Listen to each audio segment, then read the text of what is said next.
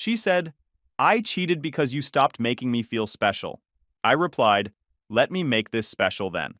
I sent every screenshot to his wife, his boss, and his very religious mother. Their special connection ended with 2 divorces and a firing. All right, Reddit, buckle up because this one's a doozy. My now ex-wife hit me with the "you stopped making me feel special" line after I caught her cheating, and I decided to show her exactly what special looks like. Spoiler alert, it involved a lot of screenshots and a very awkward Sunday church service for someone's mother. I'm 34. Name's Kevin. I work as an operations analyst for a manufacturing company here in Tennessee. Yeah, not exactly the most glamorous job, but I'm good at it. Numbers make sense to me. Spreadsheets don't lie. People, on the other hand, apparently do. A lot. Before I get into the story, let me give you some background so you understand how I got here. I grew up in a small town about 2 hours outside Nashville. Dad was an electrician, mom worked at the county clerk's office, blue-collar family through and through. They taught me the value of hard work, keeping your word, and treating people right. Been married 37 years now and still hold hands when they walk through the grocery store. That was my model for what marriage looked like. I moved to the city for college, got a degree in business administration with a focus on operations management. Graduated without too much debt because I worked part-time at a hardware store and lived like a monk for 4 years. Got my first job at a small company doing inventory analysis. Worked my way up, eventually landed at my current company about 6 years ago. Nothing flashy, but steady. I met my ex-wife Brittany back in 2017 at a mutual friend's wedding. She was a bridesmaid, I was there because my college roommate was the groom. Classic setup, right? The reception was at this converted barn outside the city. String lights everywhere. One of those rustic weddings that costs way more than it looks. She had this infectious laugh and these green eyes that made you forget whatever you were saying mid-sentence. We got stuck next to each other during dinner because someone messed up the seating chart. By the end of the night, we'd talked for 4 hours straight, and I'd forgotten to eat half my meal. We exchanged numbers, and the rest was supposed to be history. Brittany worked as an office manager at a dental practice. Organized, detail-oriented, always had her calendar color-coded. She kept lists for everything.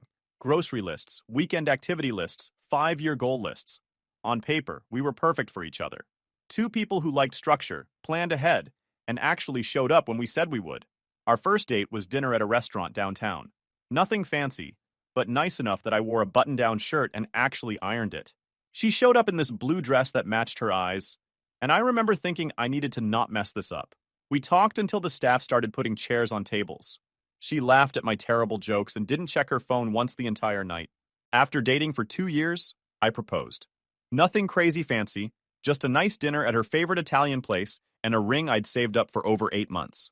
It was a little restaurant called Lucia's that she'd been going to since she was a kid. Her parents' anniversary spot. I'd coordinated with the owner to have flowers at the table and her favorite dessert ready. She cried when I got down on one knee. Happy tears, or so I thought. Said yes before I even finished asking. The whole restaurant clapped. Her mom called me within an hour because Brittany had texted her a photo of the ring before we'd even left the parking lot. We got married in spring of 2020. Yeah, right before everything went sideways with the world. Our original plan was this big wedding at a venue her parents had helped us put a deposit on. 150 guests, full catering, live band. All of it got canceled when everything shut down. Instead, we had a small ceremony in her parents' backyard. 20 people total, her uncle officiating because he got ordained online. Her mom cried anyway, said it was more beautiful than any ballroom could have been. My dad gave a toast about finding your person and holding on tight. I believed every word. Our honeymoon got postponed 3 times before we finally made it to the Smoky Mountains for a long weekend. Not exactly the Maldives, but we were together, and that's what mattered. Rented a cabin with a hot tub and a view of the mountains. Spent 3 days hiking, cooking together, and pretending the rest of the world didn't exist. At least I thought it mattered. Our first couple years of marriage were good. Really good, actually. We bought a small house in the suburbs. Nothing fancy, but it was ours. 3 bedrooms, a decent backyard, a garage where I set up my little workshop for fixing things. The house was built in the 80s and needed some work, which I actually liked. Gave me projects. I'm the kind of guy who likes working with his hands when I'm not staring at spreadsheets. Something about turning raw materials into something useful hits different than analyzing numbers all day. I built us a nice deck that first summer, stained it myself over a long weekend. Refinished the hardwood floors in the living room and hallway, renting a sander and watching YouTube tutorials until I got it right. Even made Brittany this custom bookshelf for her romance novels.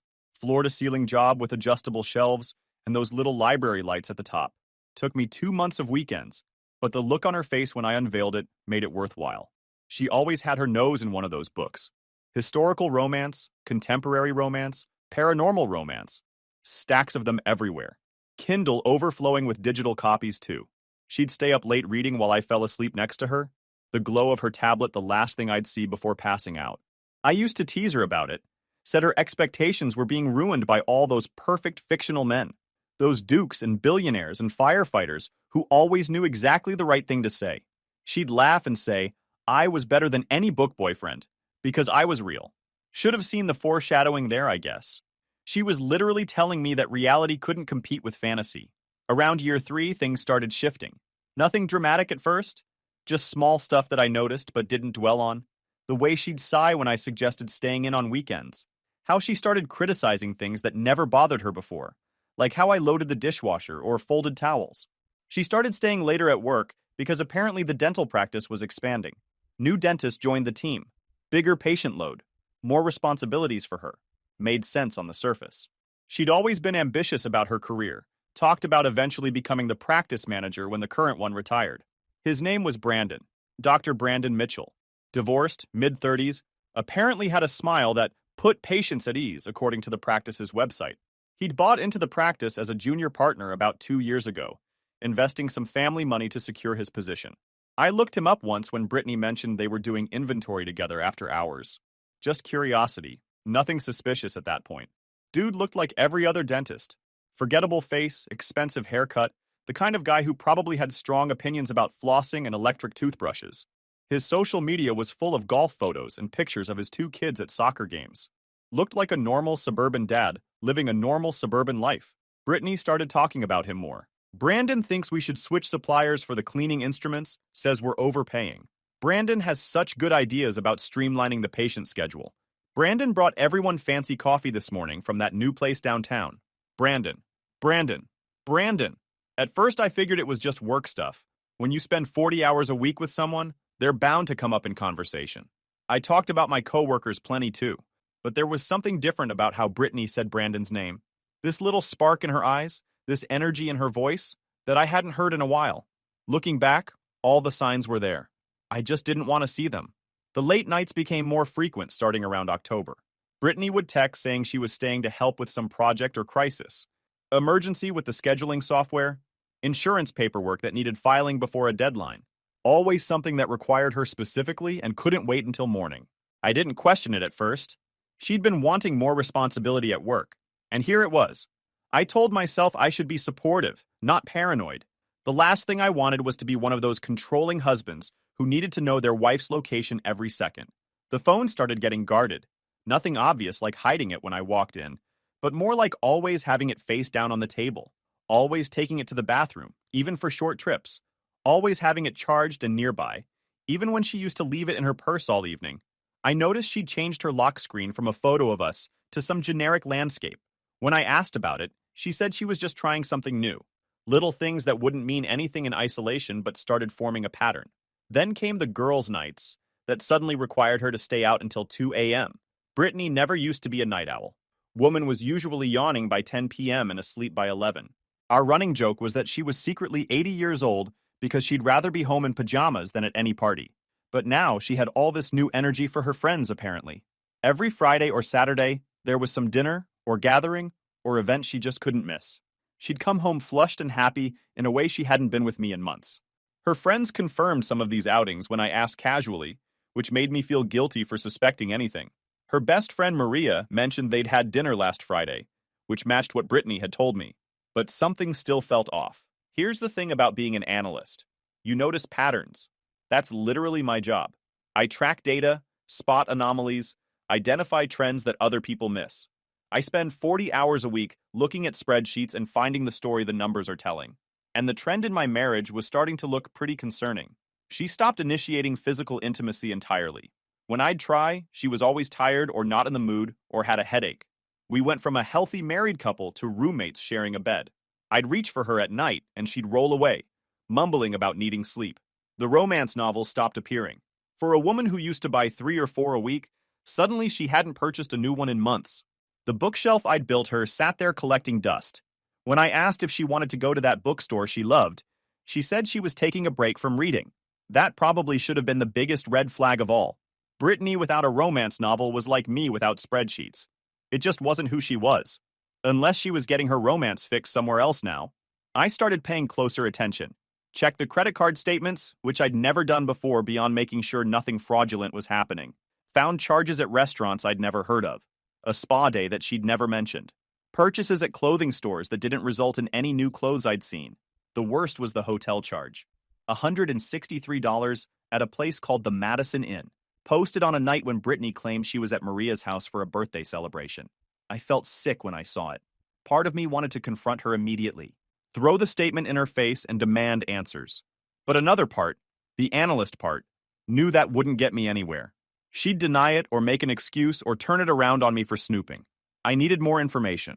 I'm not proud of what I did next, but I don't regret it either. We had a family phone plan, one of those deals where you get a discount for multiple lines. As the account holder, I had access to detailed records, call logs, text records, data usage. I could see who she was communicating with even if I couldn't read the content. The number that came up most frequently wasn't Maria or her mom or anyone I recognized. It was the dental practice's main line, which made sense for work stuff. But there was another number that appeared dozens of times over the past month. Late-night calls lasting 30, 40, 60 minutes. Texts at all hours. I did a reverse lookup on the number. It was registered to Brandon Mitchell. My wife was having long phone conversations with her coworker every night while I slept in the next room. She was texting him throughout the day, every day, and she'd never once mentioned any of it to me. I drove past his house one night when Brittany said she was working late. Nice place in the suburbs, 2-car garage, toys in the front yard from his kids. His BMW was in the driveway. So was Brittany's Honda. I sat there in my truck for probably 20 minutes, watching the house. The lights were on in what looked like the living room. I could see shadows moving behind the curtains. My hands were shaking on the steering wheel. Part of me wanted to march up to that door and cause a scene. Confront them both and watch them scramble for excuses. But I didn't. Instead, I took a photo of her car in his driveway, noted the time and date, and drove home. I was already building my case. I just didn't know exactly what I was going to do with it yet. It was a random Tuesday in March when everything blew up. Nothing special about the day. Cloudy, a little cold, the kind of weather that makes you want to stay inside with a cup of coffee. I'd gone to work like normal, sat through 2 morning meetings, answered emails, reviewed some quarterly reports. Then my afternoon meetings got canceled. Company was doing a system upgrade, and nobody could access the main databases anyway. So my boss Janet told everyone to take off early. Use the afternoon for personal stuff, catch up on rest, whatever. I figured I'd surprise Brittany with a nice dinner. I stopped by the store, grabbed stuff to make her favorite meal. Grilled salmon, roasted vegetables, that fancy jasmine rice she liked from the Asian market across town. Even picked up flowers because why not? Trying to be a good husband over here. Trying to reconnect with my wife who'd felt distant for months. When I got home, Brittany's car was in the driveway. Weird since she was supposed to be at work until 6. The practice didn't close until 5:30, and she usually stayed at least half an hour after to close out the day. I figured maybe she was sick or had a dental appointment of her own. I let myself in quietly, not trying to be sneaky, just not making much noise since she might be napping if she was feeling under the weather. Started putting groceries away in the kitchen, planning out the dinner prep in my head. That's when I heard it, her voice, coming from upstairs. And she wasn't alone. The sounds were unmistakable. Even through the floor and the closed bedroom door, there was no mistaking what was happening in my bedroom. In my bed. The bed I'd helped her pick out 2 years ago because she wanted something with a tall headboard. Now I could have gone full drama. Burst through the door, screaming and throwing things. That's what most people would do. That's what the movies show. That's what she probably expected if she ever got caught. But here's the thing about me. When I'm really angry, I get quiet. Ice cold. My brain shifts into problem-solving mode instead of emotion mode. I learned it from my dad, who was the same way. The man could get so mad his face would go completely blank, and you knew that was when you were really in trouble. I stood at the bottom of the stairs, listening. Not to the sounds, because trust me, I didn't need those images burned into my brain any more than they already would be. But listening to them talking afterward, that's the thing they don't show in movies, the post-affair conversation when they think they're alone. I heard him first. This deep voice I didn't recognize saying something about how they needed to be more careful, how his wife had been asking questions about his schedule, how he'd had to make up a story about a dental conference to explain being unavailable last weekend. His wife. So this wasn't just some single guy. This was a married man.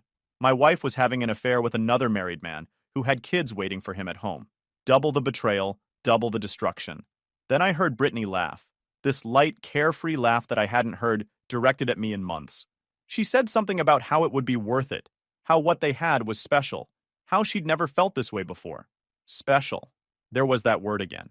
I quietly backed out of the house, grabbing the grocery bags as I went because some part of my brain was still operating on autopilot.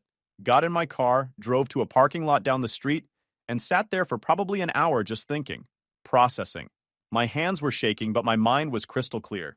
See, most guys in this situation would confront immediately, blow everything up in the heat of the moment. But that's how you lose. That's how you end up looking like the bad guy while they play victim. I'd seen it happen to my buddy Dave after his divorce.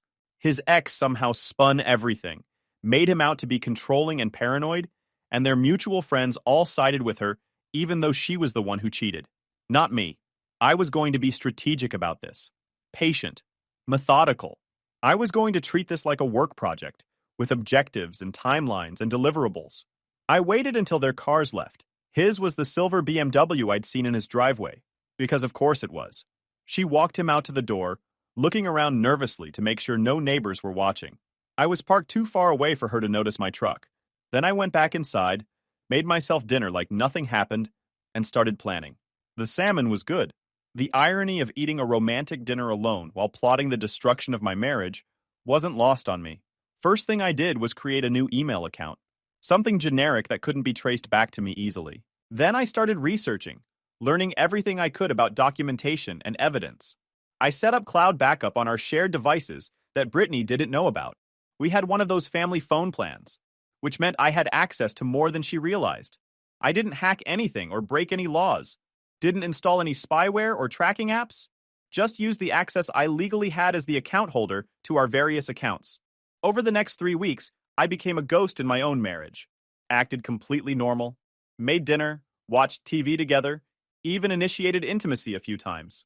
She turned me down, of course, too tired from work, but I had to maintain the facade. Any sudden change in behavior would tip her off that I knew. I needed her comfortable, complacent. Every night after she fell asleep, I'd stay up building my case. Screenshots of text messages that synced to our cloud storage, photos she'd taken and thought she'd deleted, but hadn't realized were backed up automatically. Calendar entries for dentist appointment that happened way too often for someone with perfect teeth. The text messages were the worst to read. All those little pet names and inside jokes and promises for the future. How they talked about me. This clueless husband who worked too much and didn't appreciate what he had. Brandon calling me boring. Brittany agreeing. They'd been planning trips together. A weekend getaway to a coastal town next month. Timing it for when I had a work conference so I wouldn't notice her absence. Talked about eventually being together for real, once they figured out how to leave their spouses without losing everything. Credit card statements showed hotel charges she'd hidden in her personal spending category that I'd agreed not to question. Turns out trusting your spouse with financial privacy just makes it easier for them to hide things from you. I found out more about Brandon Mitchell, too. The guy was Brandon Mitchell, divorced my foot. He was very much still married. Wife named Patricia, 2 kids aged 8 and 5. A nice house in the suburbs that they'd bought together after his first practice failed and he had to start over. And get this, his mother was some kind of church elder at one of those big evangelical congregations on the other side of town. One of those mega churches with a coffee shop in the lobby and screens bigger than movie theaters. She led the women's ministry and was constantly posting inspirational content about faith and family values. I found Patricia's social media pretty easily. Woman was constantly posting about her blessed life, her wonderful husband, their perfect little family. Photos from church functions where Brandon stood there in his pressed shirt looking like Father of the Year. Kids' soccer games where he played the devoted dad. Date nights with Patricia where they smiled for the camera like everything was fine. The cognitive dissonance was incredible. This man was living a complete double life, and neither his wife nor his church community had any idea. Dr. William Foster was the senior dentist who owned most of the practice, the one who'd brought Brandon in as a junior partner. 70 years old, built his practice from nothing over 40 years. Pillar of the professional community. I found interviews where he talked about integrity being the cornerstone of his business, how he'd never compromised his values in 4 decades of practice. how he'd rather close down than work with people who didn't share his ethics. The pieces were all there. I just had to decide how to arrange them. I picked a Friday evening to confront Brittany. Strategic timing. I'd learned from tracking their messages that Brandon's wife, Patricia, was taking the kids to her mother's for the weekend, which meant Brandon and Brittany would be meeting up, which meant she'd come home flushed and happy from her little rendezvous. She walked in around 8:30, later than she'd said, looking tired but satisfied. That post-affair glow that made my stomach turn now that I knew what it meant. She'd stopped for coffee on the way home, holding a cup from some fancy place that I knew Brandon liked. Started chatting about her stressful day, like nothing was wrong. The practice had been busy, lots of patients. She was so exhausted. I nodded along, asked follow-up questions, let her tell her lies. Every word was another nail in the coffin. I'd set up my laptop on the coffee table, the folder of evidence already pulled up but minimized. When she went to use the bathroom, I got it ready. She came back and sat next to me on the couch, curling up like she used to when we were dating. For a second, I felt a pang of something. Nostalgia, maybe, or grief for what we used to have. Then I remembered the texts where she laughed about how clueless I was, and the feeling passed. I turned the laptop toward her and opened the folder. Didn't say anything at first. Just let her see the screenshots arranged by date. 3 months of documented betrayal, organized chronologically like one of my work reports. I still remember the exact moment her face changed. That split second when recognition dawned and she realized I knew. Watched the color drain right out of her cheeks. Her mouth opened, but nothing came out. I showed her everything. The texts, the photos she'd sent him, the hotel receipts, the timeline I'd constructed, the calendar entries, the credit card charges, the phone records, presented without emotion, just facts. Like I was walking a client through a quarterly report. She tried crying first. The tears came fast and heavy, accompanied by apologies and promises. She'd made a terrible mistake. She loved me. It didn't mean anything. Please, we could work through this. We could go to counseling. I didn't respond. Just kept scrolling through the evidence. When that didn't work, she switched to anger. How dare I spy on her? How dare I violate her privacy like this? This was a betrayal of trust, going through her phone records and her messages. I was controlling and paranoid, and this is why she felt trapped in our marriage. I almost laughed at that one. Almost. She'd been sleeping with another man for 3 months, and I was the one who betrayed trust. Then came the excuses. The explanation I'd been waiting for. Work had been so stressful lately. She'd been feeling neglected for months. I was always so focused on projects around the house, on my job, on my spreadsheets and my furniture building and everything except her. I didn't make her feel special anymore. Brandon made her feel wanted, made her feel desired, made her feel like she was the most important person in the room. He listened to her, really listened, and told her she was beautiful and interesting and worth knowing. That word, special. She used it like it was some kind of magic spell that would explain everything away. Like feeling special was justification for destroying 2 marriages, lying to everyone who loved her, and carrying on a 3-month affair with a married father of 2. I let her finish her whole speech.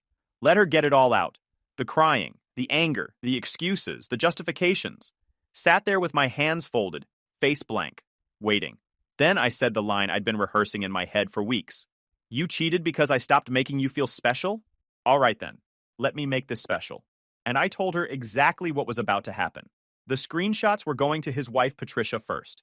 Every single one, including the text where Brandon talked about how boring his marriage was, how Patricia had let herself go after the kids, how Brittany was the only thing that made his life worth living.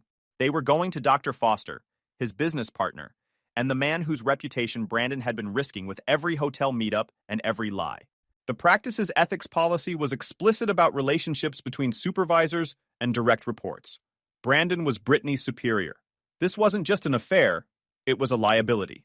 And they were going to his mother, the church elder, the woman who'd raised him in the faith and bragged about her son, the successful dentist on social media every other week, the woman who led Bible studies about honoring your marriage vows. Brittany started begging, actually got down on her knees, tears streaming, promising to end it immediately, promising to go to counseling, promising anything I wanted.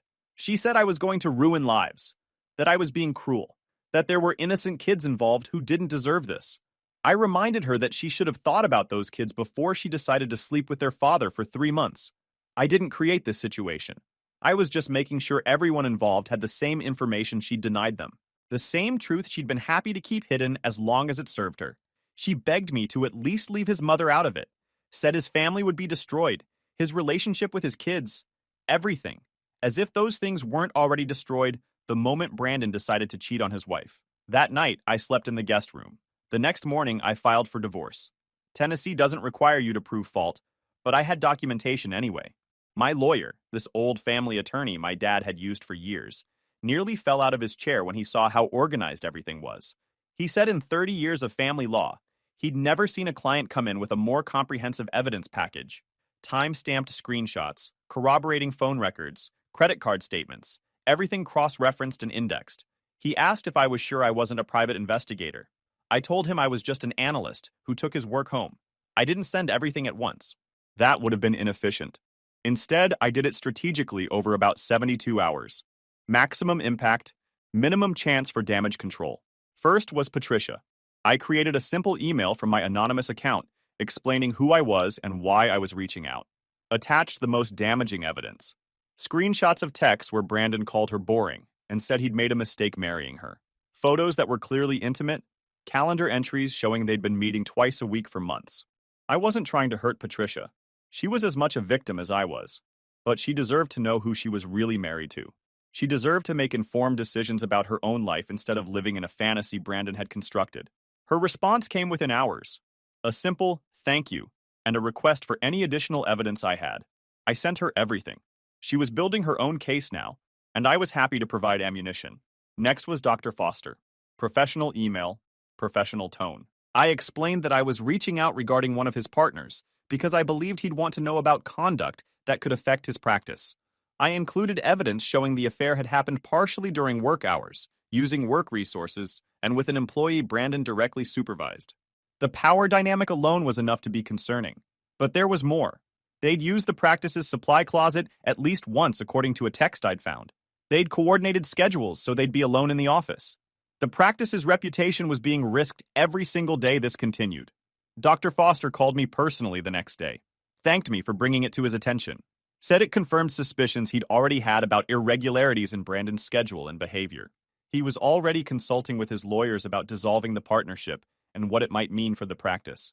Finally, the mother. This one I'll admit I hesitated on. Going after someone's relationship with their parents feels dirty, even when they deserve it. Family is supposed to be sacred, separate from the mess of adult failures.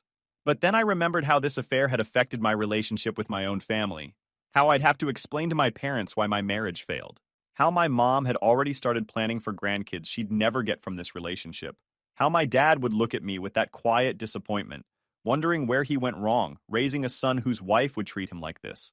Brandon's mother's church had a public email for their leadership team. I sent a message there, kept it factual, no editorializing.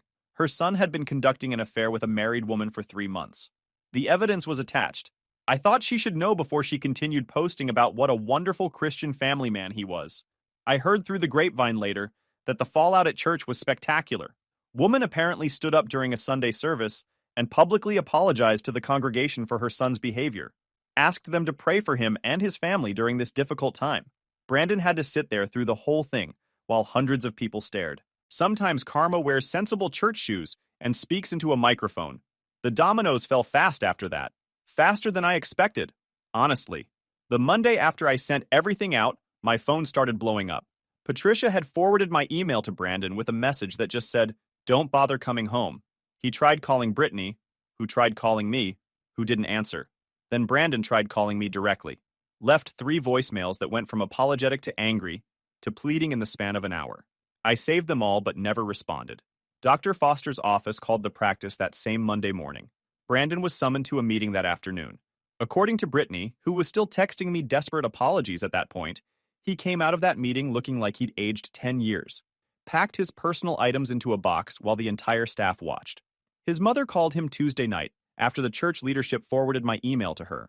That conversation apparently lasted 4 hours and ended with her hanging up on him mid-sentence. She'd spent decades building her reputation in that congregation, and her son had just made her look like a fool in front of everyone she respected. Patricia filed for divorce within a week. She hired an aggressive family law attorney who went after everything. The house, primary custody of the kids, his retirement accounts, half the value of his practice partnership. Brandon tried to fight it at first, claiming the affair was exaggerated, but Patricia had all my evidence plus whatever else she dug up on her own. The settlement left him with supervised visitation every other weekend and child support payments that ate up most of his income. Dr. Foster moved even faster. Brandon was asked to resign from the practice within 2 weeks of my email. The official story was mutual agreement to dissolve the partnership, but everyone in the professional community knew the truth. The dental board got involved too. Something about ethics violations and professional conduct standards. Brandon had to appear before a committee to explain himself. His license wasn't revoked, but there was a formal reprimand on his record that would follow him forever. Without a job and facing a brutal divorce, Brandon had to take a position at some corporate dental chain 3 hours away, one of those places that treats patients like numbers and burns through dentists like disposable gloves. He went from junior partner at a respected practice to hourly employee at a tooth factory, making a fraction of what he used to, living in a one-bedroom apartment while Patricia kept the house. His relationship with his mother never recovered. She apparently refused to speak to him for 6 months after the church incident. When they finally did reconnect, things were permanently different. No more proud posts about her successful son, no more family photos at church functions, just awkward holiday dinners where everyone pretended things were normal. Brittany and Brandon tried to make it work for about 4 months after everything collapsed. I guess they figured if they'd blown up their lives for each other, they might as well give it a shot. She'd drive 3 hours to see him on weekends, staying in his cramped apartment that smelled like fast food and regret. They'd talk about starting fresh somewhere new, maybe moving to another state where nobody knew their history. It didn't last. Turns out relationships built on lies and hotel rooms don't translate well to real life. The excitement was gone once there was nothing to hide. He resented her for being part of why he lost everything. She resented him for not being the exciting escape he'd seemed when they were sneaking around. Without the thrill of secrecy, they were just two people who'd made terrible decisions together. They had one final blowout fight in May and never spoke again. Brittany told Maria, who told someone who told me, that he blamed her for not keeping things quiet. She blamed him for not leaving Patricia sooner, so they could have done this the right way. Neither of them seemed to consider that maybe there was no right way to do what they did. My divorce from Brittany finalized in August. Tennessee is an equitable distribution state, so we split assets based on circumstances. She wanted the house but couldn't qualify for refinancing on her own income. The dental practice had become uncomfortable after everything came out. Dr. Foster didn't fire her, but everyone knew. She went from golden employee to the woman who slept with the married partner and got him fired. She ended up selling the house. Market wasn't great, so she barely broke even after the mortgage and fees. Moved into a small apartment across town and started looking for jobs at other practices. Finding work wasn't easy when word had spread about what happened. Last I heard from mutual friends, she was working at a discount dental clinic 2 counties over. Long commute, lower pay, no benefits. Living in that same small apartment with a cat she adopted for company. Her friends from before the affair mostly stopped talking to her once they found out. Maria, her best friend who'd unknowingly provided alibis, was particularly upset about being used that way. As for me, I moved into a decent apartment closer to work, threw myself into the job, and ended up getting promoted about 8 months later. Senior operations analyst with a small team under me. The extra money went straight into savings. Guys, we are so close to hit 100,000 subscribers on this channel. If you are not subscribed to the channel, please consider subscribing. It really helps hit that 100,000 mark. Thanks for making this dream come true.